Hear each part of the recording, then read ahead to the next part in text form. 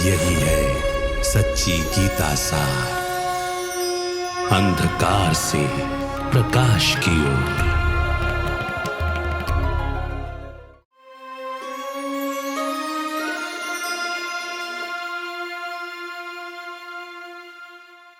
नमस्कार। अंधकार से प्रकाश की ओर सच्ची गीता सार इस कार्यक्रम में आप सभी का स्वागत है। गीता से जुड़े हुए तथ्यों पर हम चिंतन करते हैं और इस चिंतन में कुछ अनूठे सत्य स्पष्ट रीति से हमारे सामने आते हैं और शायद इसी चीज के लिए हर एक बात को चिंतन में लाना बहुत आवश्यक है। अब इस चिंतन मंथन से जो चीज निकलती है वो हम सब के लिए फायदेमंद होती है। गीता का ज्ञान भी मंथन करने योग्य है और उस पर सही रीति से चिंतन कर कर उससे जो सत्य निकलेगा वो हम सब के लिए जीवन में परिवर्तन लाने वाला हो सकता है। आइए आज स्टूडियो में हमारे साथ ब्रह्मा कुमार ब्रजमोहन भाई हैं, उनसे बातचीत करते हैं गीता से जुड़े कुछ तथ्यों पर। भाई साहब, आपका स्वागत है। ओम शांति। गीता की बात जब हम करते हैं तो गीता के पहले ही अध्याय में ये बात कही गई है कि तुम अपने को आत्मा समझो, ये शरीर तुम नहीं हो, ये शरीर नाशवान है, मगर तुम अजर अमर अविनाशी आत्मा हो। जब गीता में कहा जा रहा है पहले ही अध्याय में कि तुम्हें अपने को आत्मा समझना है, शरीर नहीं समझना है, तो फिर ये ऐसे कैसे हो जाता है कि हम गीता के भगवान को एक शरीरधारी के रूप में देखते हैं। गीता में यह भी बात कही जाती है कि परमात्मा पुनर्जन्म रहित है, जनन मरण रहित है। तो जब बताया गया है कि वो जन्म मृत्यु के चक्र में ही नहीं आते हैं, तो ऐसे में शरीर के अंदर श्री कृष्ण को हम देखते हैं और उसे हम गीता का भगवान समझते हैं और इसे जो शरीरधारी है उसे परमात्मा का स्वरूप या गीता का भगवान मानते हैं। तो ऐसा लगता है ऐसे कैसे संभव है जब गीता ही कह रही है कि तुम खुद शरीर धारण करते हो मगर तुम एक शरीर से अलग आत्मा हो, ऐसा अपने आप को मानो, और यहाँ पर गीता के भगवान को एक शरीर वाले के रूप में हम देखने लगे। अंधकार और प्रकाश, अज्ञान और ज्ञान। तो जब भगवान आते हैं उस समय क्या फैला हुआ होता है? अज्ञान। ज्ञान। अज्ञान का अर्थ है जो कुछ भी जिसको वो ज्ञान समझते हैं वो समझते ज्ञान है लेकिन है अज्ञान। और जीवन में भी उनके जिन चीज़ों को वो मान के चलते हैं वो उनको जो ज्ञान जैसा फायदा होना चाहिए नहीं होती। भगवान का बात है कलयुग के अंत में, तमो प्रधान समय, अति धर्मग्लानि के समय, उस समय जितने लोगों को जो भी ज्ञान है वो तो सच्ची मानते हैं, लेकिन कलयुग को कौन सा युग कहा गया? झूठ का युग। धर्मग्लानि का मतलब ही है असत्य। तो जो कुछ उन्होंने माना हुआ वो सत्य नहीं है, नहीं तो सतयुग होता। पहली बात तो यह है।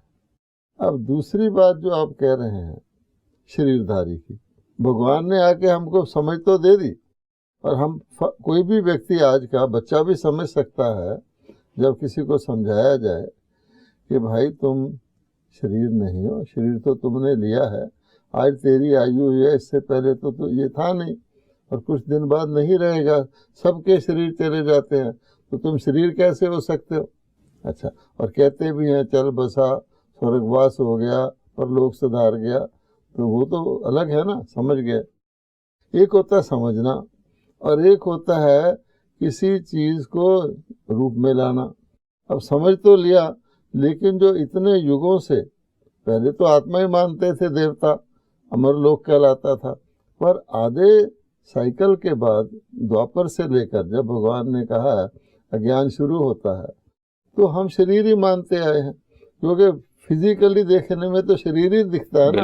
अब पंखा चलता है तो व्यक्ति तो यही सोचता है ना, पंखा मुझे हवा दे रहा है। हाँ। उसको ये तो नहीं पता उसके पीछे कोई बिजली का करंट भी होता है, जिससे इस कारण से समझते बूझते भी अपने को शरीर मानते हैं। अच्छा, हर एक को पता है परमात्मा निराकार है, तो और गीता के भगवान ने ऊपर से भी कह दिया कि तुम आत्मा हो, आत्मा का पिता परमात्मा, आत्मा निराकार है तो वो भी निराकार समझते तो हैं, लेकिन अब उनके पल्ले ये नहीं पड़ता निराकार परमात्मा, मैं तो मेरा शरीर है, निराकार परमात्मा आके बोलेगा कैसे?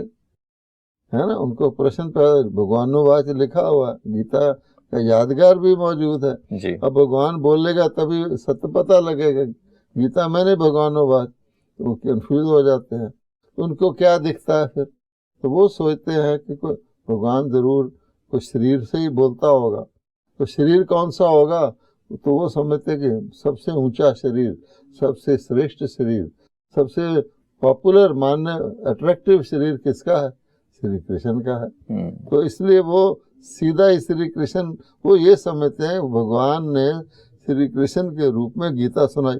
अब जैसे आत्मा नहीं दिखती, परमात्मा भी नहीं दिखता, तो शरीरधारी को भगवान भी शरीरधारी चाहिए ध्यान लगाने के लिए भी, तो इसलिए वो फिर शरीर मान लेते हैं कृष्ण जी को, गीता का भगवान। क्योंकि ये लगता है कि कहीं ना कहीं तो सुनाएगा, और सुनाने के लिए शरीर चाहिए होगा, तो इसलिए वो इस शरीर बढ़िया से बढ़िया शरीर जो भगवान तो वही लेगा ना। जैसे अमीर आदमी अच्छी ड्रेस पहनता है, तो शरीर भी एक वस्त्र है, ये बात जी। ये भी बात लिखी गई है और हम कहानियों में सुनते आए हैं कि श्री कृष्ण विष्णु के अवतार थे, और हम सभी जानते हैं कि विष्णु त्रिमूर्तियों में से एक हैं और वो पालना के देवता हैं। उनका काम है सस्टेनेंस देना, इस सृष्टि के पालनकर्ता के रूप में उनको देखा जाता है, और उनके अवतार के रूप में श्री कृष्ण को देखा जाता है।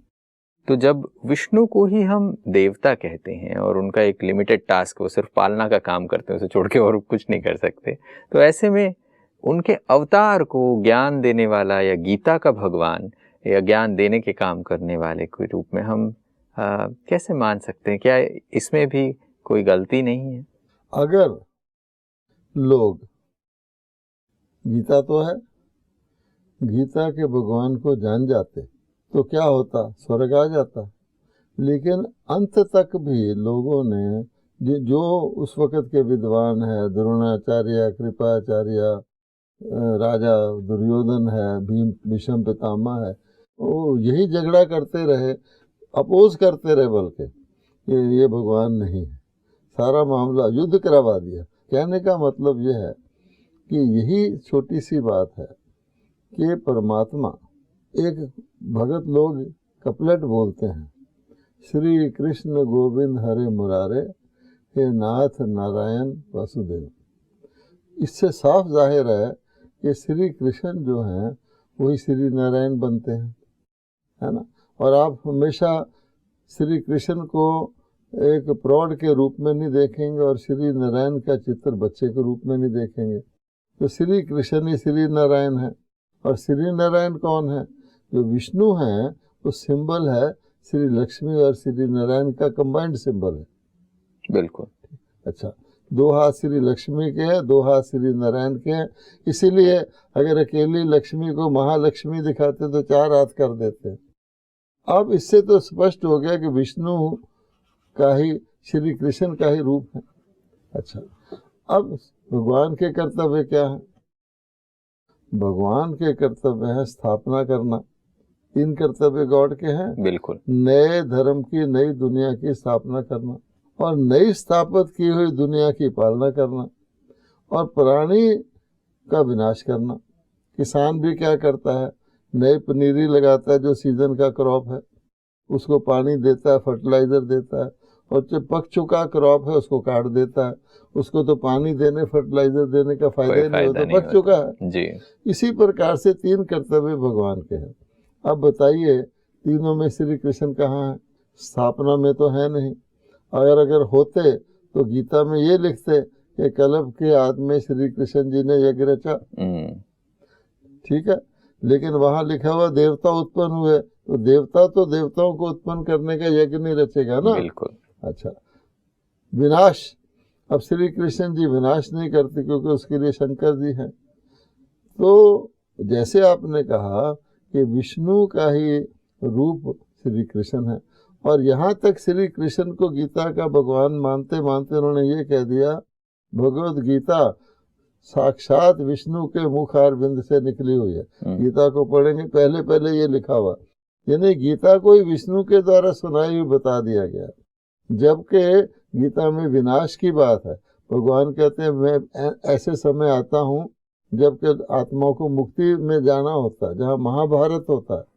अब महाभारत क्या सतयुग में होगा या लक्ष्मी नारायण के या विष्णु के काल में होगा, यही कन्फ्यूज़न, जैसे मैंने पहले बताया, वो विजुअलाइज नहीं कर सकते कि भगवान किस रूप में आया होगा। और ब्रह्मा को भी वो समझते नहीं है जो ब्रह्मा शास्त्रों में दिखाए हुए हैं। अब देखिए, शास्त्रों में एक दाढ़ी वाला बुजुर्ग दिखाया गया है जिसके चारों तरफ सिर दिखाए गए हैं आदि, हाथ में उसके वेद शास्त्र दिखा दिए हैं। अब है सिंबॉलिक, जो ज्ञान सच्चे ज्ञान को जानता है उसका अर्थ समझ सकता है। फिर उसको विष्णु की नाभि से निकला हुआ दिखा दिया गया। अब बताइए कि विष्णु सतयुगी देवता है जिनके लक्ष्मी नारायण रूप है, वहाँ शास्त्रों का क्या काम? शास्त्रों का भावार्थ ज्ञान से है, ज्ञान से वो विष्णु बना या विष्णु से ज्ञान निकला? तो ज्ञान पहले पढ़ लिख के व्यक्ति क्वालिफाइड बनता है, तो देवता बने तो गीता ज्ञान सुन के बने। इसलिए कंफ्यूजन ये होने के कारण ही वो श्री, और कोई उनको मिला नहीं, तो श्री कृष्ण ही सर्वश्रेष्ठ 16 कला संपूर्ण दिखाते हैं, इसलिए श्री कृष्ण को गीता का भगवान कह दिया। जबकि आपने जैसे कहा 3 कर्तव्यों में श्री कृष्ण का जो कर्तव्य वो पालना स्वरूप, तो देवताओं की द्वारा पालना होती है। गीता में भी लिखा हुआ कि देवता उत्पन्न हुए और वृद्धि को पाए, दोनों ने एक दूसरे को उन्नत किया। तो अब देखिए कि पालना के रूप वाले को स्थापना का रूप कैसे दिखा सकते? एक ये भी कारण हो सकता है जी। कई बार हम जब एजुकेशन लेते हैं तो फाइनली हम अपने घर में कौन सी डिग्री का फोटो लगाते हैं? लास्ट क्वालिफिकेशन लेते हैं, मान लो कोई पीएचडी करता है तो पीएचडी की डिग्री लेने का फोटो लगाएगा, बिल्कुल, मैट्रिक का या बीए का तो नहीं लगाएगा। तो ये भी हो सकता है कि परमात्मा के ज्ञान से जो सर्वश्रेष्ठ श्री नारायण बना, कहते हैं ये ज्ञान नर से नारायण बनाने वाला है, इसको सत्य नारायण की कथा भी कहते हैं। वो सच्चा ज्ञान जिससे नारायण बना, अर्थात फाइनल स्टेज। तो फाइनल स्टेज तो श्री कृष्ण की बनती है, इसलिए उन्होंने फाइनल स्टेज लगा दी और जो पीछे की गीता की पढ़ाई है वो छोड़ दी। ये भी हो सकता है। बिल्कुल। तो जैसे आप ये बात कहते हैं, अब ये बात स्पष्ट होती है कि हाँ, श्री कृष्ण को ऐसे दिखा देने के रूप में, चलो गीता के ज्ञान से जो बनता है वो ये है, और जो उसकी बिगिनिंग है, जो उसका ज्ञान है, वो भूल जाते हैं और सिर्फ एंड रिजल्ट को हम देखने लगते हैं। एक मोमेंट के लिए हम मान भी लें कि चलो श्री कृष्ण ने ही गीता सुनाई, तो फिर ये प्रश्न उठता है, फिर ब्रह्मा जी के हाथ में जो शास्त्र दिखाए, जो किताबें दिखाई, वेद शास्त्र दिखाए, उसका मतलब क्या रहा? फिर ब्रह्मा जी का रोल ही क्या रहा? पर गीता तो कहती है कि सृष्टि के आदि में ब्रह्मा के द्वारा ये मान लिया जाए कि गीता के भगवान श्री कृष्ण है, तो तीनों कर्तव्य श्री कृष्ण ने किए होंगे, स्थापना का भी, पालना का भी, विनाश का भी। अब वो तो कहते हैं श्री कृष्ण युद्ध भी नहीं करते, वो तो गाइड करते हैं। अब अगर ये श्री कृष्ण जी ने किया तो ब्रह्मा जी ने क्या किया, शंकर जी ने क्या किया, विष्णु जी ने भी क्या किया, देखा जाए तो इसलिए वो तीनों का रोल गुम हो जाता है अगर ये मान के चलते कि श्री कृष्ण गीता का भगवान है। और इसी कंफ्यूजन के कारण लोगों ने ब्रह्मा जी को भी मान रहे हैं, ब्रह्मा देवाय नमः, विष्णु देवाय नमः, शंकर देवाय नमः। अच्छा, भगवान तो तीनों को भी नहीं कहा, ब्रह्मा देवाय नमः, विष्णु, ये तो देवता ही कहते हैं ना, श्री कृष्ण भी देवा ही है, तो परमात्मा नमः कहाँ किसको कहते हैं?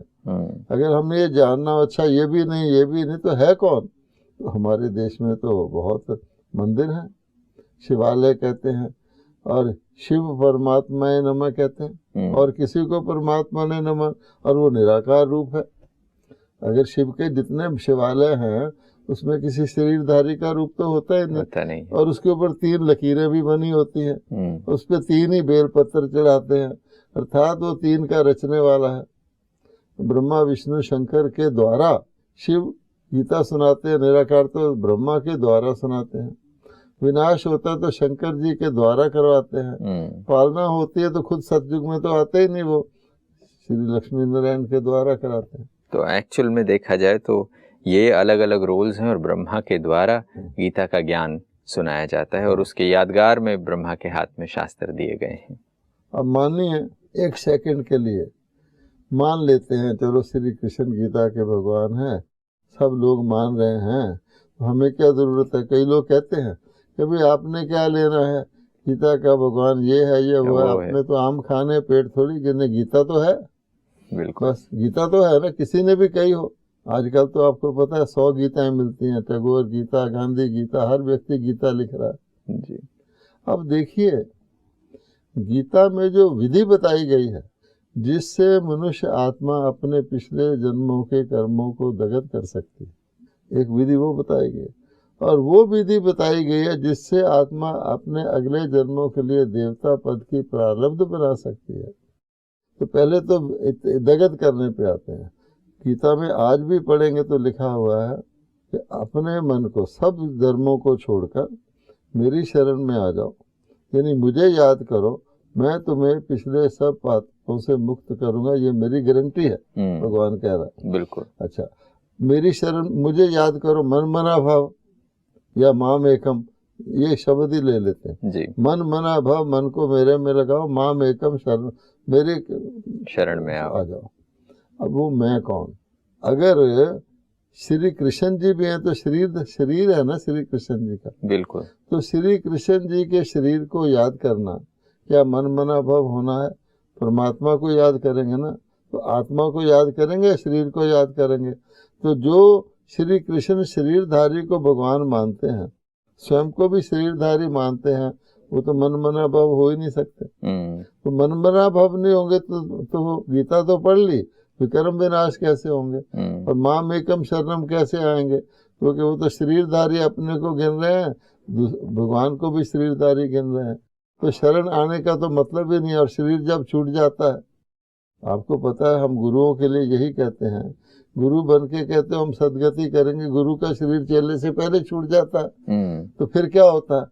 तो गुरु भी अपनी सदगति नहीं कर सकता, और गीता प्रूव करती है। परित्राणाय साधु नाम, भगवान ने क्यों कहा, खास साधुओं का नाम क्यों लिया, कि इनका उद्धार भी मैं करता हूँ। तो ये बात समझ में आती है कि शरीरधारी को गीता का भगवान समझ लेने से सारा ही अंडरस्टैंडिंग गड़बड़ हो जाती है। स्वयं को भी शरीर समझ लेने से पहली गलती तो ये है कि भगवान ने फर्स्ट चैप्टर में ये कहा है तुम आत्मा हो। अच्छा ठीक है, तो पहले तो अपने को आत्मा समझो। जब तक अपने को ही आत्मा नहीं समझते, पता ही नहीं मैं आत्मा कौन हूँ, ना मुझे कहाँ जाना है, मेरी गति क्या है, सदगति क्या है, शरीर मान के चलते हो, तो भगवान भी तुमको शरीरधारी चाहिए। तुम देख ही शरीर को रहे हो, अपने रिश्तेदारों में भी शरीर को देख रहे हो। अब भगवान कह रहा है कि ये सारे जो है इसको भूल, कहा कि नहीं, ये सब मरे पड़े हैं, अर्थात शरीर छूटे पड़े हैं, इनके पहले से मरे पड़े, तुम इनको क्यों देख रहे हो? अगर तुम नहीं भी तो मतलब मारने की जरूरत नहीं है, अपने समय पर आकर स्वयं ही उनकी मृत्यु हो जाएगी। तो भगवान ये कह रहा है कि युद्ध करने का मतलब ही नहीं है। इसलिए सारा गड़बड़ शरीरधारी अपने को मानना, गीता पढ़कर भी, जबकि गीता ने पहले कह दिया आत्मा समझो। तो जो व्यक्ति दुनिया और बाकी जितने शास्त्र है उसमें शरीर का ही ज्ञान है, तो इसमें आत्मा का ज्ञान है, तो पहला ही लेसन आपने फर्स्ट स्टेप ही गलत ले लिया, तो आगे क्या होगा?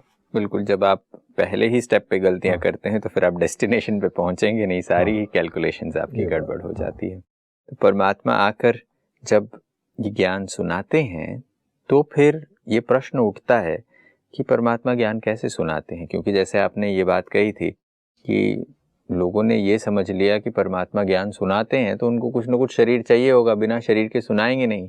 तो हालांकि गीता में लिखा है कि सृष्टि के आदि में ब्रह्मा के द्वारा यज्ञ रचा, तो तब लोग ये कनेक्शन नहीं कर पाते कि परमात्मा का ब्रह्मा से क्या संबंध है, वो कैसे ये ज्ञान सुनाते हैं। वैसे जो यज्ञ है कल्प के आदि में रचा, पहली बात गीता में स्पष्ट लिखा हुआ है कि ज्ञान यज्ञ ही सब यज्ञों में श्रेष्ठ है। बिल्कुल।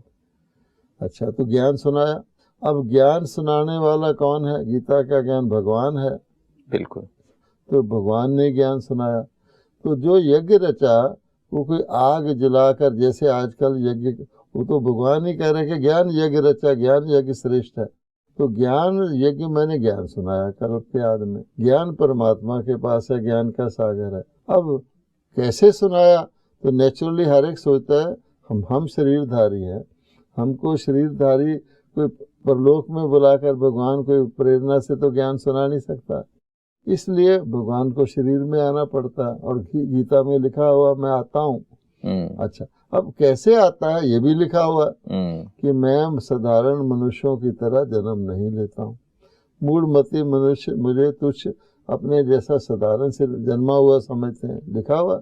फिर ये लिखा हुआ कि कैसे आता हूँ, मेरा जन्म दिव्य और अलौकिक है, मैं प्रकृति को अधीन करके आता हूँ, मैं प्रवेश होने योग्य हूँ। इसका मतलब क्या हुआ कि भगवान दिव्य जन्म लेते हैं या अवतार लेते हैं। अब अगर कोई व्यक्ति जन्म और अवतार के फर्क को समझ जाए तो उसकी समझ में आ जाएगा। तो भगवान ने जन्म लिया या अवतार लिया? श्री कृष्ण जी ने जन्म लिया या अवतार लिया? श्री कृष्ण जी ने तो जन्म लिया, शरीर को लिया भी, छोड़ा भी। अच्छा, भगवान ने अवतार लिया, अर्थात किसी अन्य आत्मा के जिसका अपना शरीर है उसके रथ शरीर रूपी रस में प्रवेश करके ज्ञान दिया। और रथ में दो दिखाए भी गए हैं, उन्होंने दो व्यक्ति दिखा दिया, एक दुनिया वाला रथ बना दिया 4 पहिए का। तो शरीर है रथ, क्योंकि शरीर से आत्मा निकल जाए तो कहते हैं अर्थी, रथी चला गया, तो रथी है आत्मा। तो भगवान ने जिस भी साधारण मनुष्य के, ये कहा है भगवान ने, साधारण तन में आता हूँ इसीलिए नहीं पहचानते। अगर कृष्ण जी में आ जाता तो सब लोग जो कृष्ण को नहीं भी मानते वो भी पीछे लग जाते उसके। तो कृष्ण जी में, और साधारण नहीं है कृष्ण जी, और उसको कृष्ण जैसा तन होता ही नहीं। अब कलयुग में कृष्ण कैसे जन्म लेगा? देवताओं को तो वहाँ पर छाया भी नहीं पड़ता। तो जिस साधारण तन में प्रवेश करते उसका नाम वो ब्रह्मा रचते। उसका असली नाम ब्रह्मा नहीं है, क्योंकि तन दूसरा है, उसका लौकिक नाम है। लेकिन जब उसको अलौकिक जन्म देते हैं उसका नाम ब्रह्मा रखते हैं, और वो अंत में होता है, अंत में ही भगवान आते हैं। तो ब्रह्मा जी जिसको रखते हैं उसके साथ शब्द लगा हुआ है ब्रह्मा का दिन और ब्रह्मा की रात। अब भगवान ब्रह्मा की रात में आते हैं या दिन में आते हैं? तो रात्रि को ही दिन बनाते हैं, इसलिए शिवरात्रि अज्ञान अंधकार की रात्रि दिखाते हैं। तो इसलिए वो ब्रह्मा के जो पूर्व जन्म है उसमें उनके अलग अलग नाम है, लास्ट में भी अलग नाम है। तो वास्तव में श्री कृष्ण जो सतयुग में थे, देवता भी तो पुनर्जन्म लेते होंगे। अगर देवताओं को कहा 21 जन्म की तुम्हें प्रारब्ध मिलती है तो दूसरा जन्म तीसरा लेंगे, फिर लेंगे। अगर 21 लेंगे तो आगे भी लेंगे, पुण्य क्षीण होकर वाम मार्ग में चले गए, फिर लेते रहते हैं।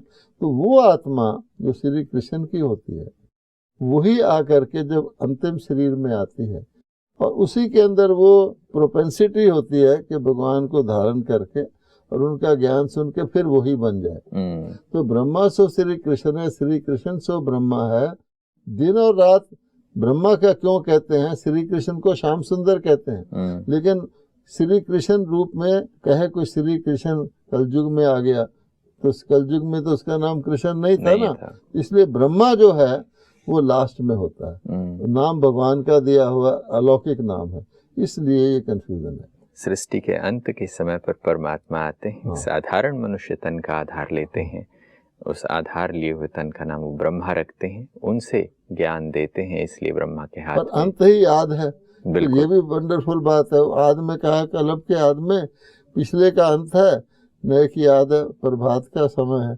दोनों का कॉन्फ्लुएंस है। बहुत ही खूबसूरत चर्चा आज हुई है। समय को देखते हुए यहाँ विराम लेना पड़ेगा, अगली कड़ी में फिर चर्चा को जारी रखेंगे। आज आप आए इसके लिए बहुत बहुत शुक्रिया। नमस्कार।